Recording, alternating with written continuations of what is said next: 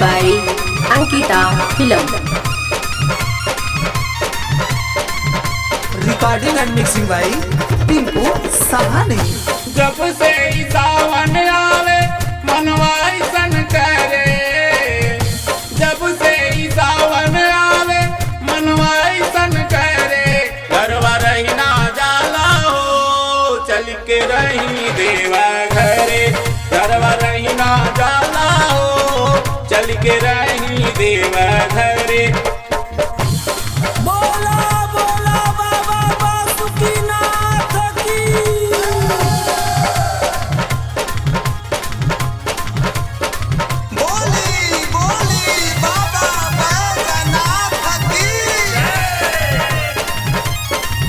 ब्रह्मा ब्रह्म लोक छोड़ ले विष्णु अपन धाम हो, ब्रह्मा ब्रह्म लोक छोड़ ले विष्णु अपन धाम हो। कांवर से जलवा लेके चल ले बाबा धाम हो, कांवर से जलवा लेके चल ले बाबा धाम हो। बम बम के जयकारा बोल के जलवा अपन ढारे, बम बम के जयकारा बोल के जलवा अपन ढारे।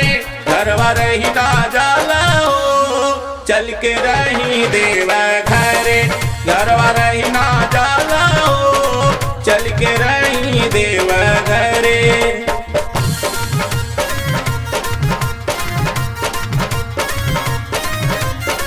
Ankita digital recording studio Campierganj Gorakhpur.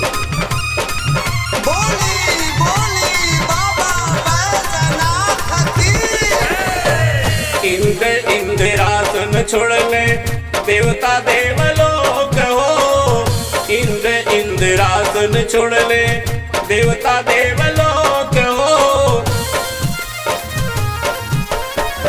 Bhola ji के जलवा चढ़ावे मानो और देव हो, भोला जी के जलवा चढ़ावे मानो और देव हो।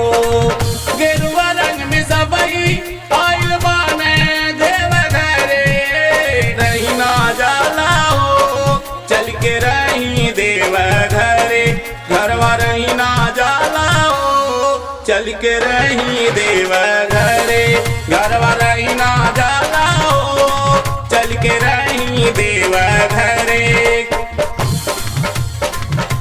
बोली बोली गोरक्षनाथ बाबा की जय।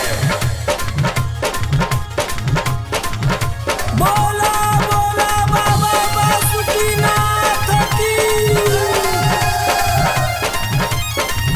रुनक झुनक कांवर बोले टन टन घंटा हो, रुनक झुनक कांवर बोले टन टन घंटा हो।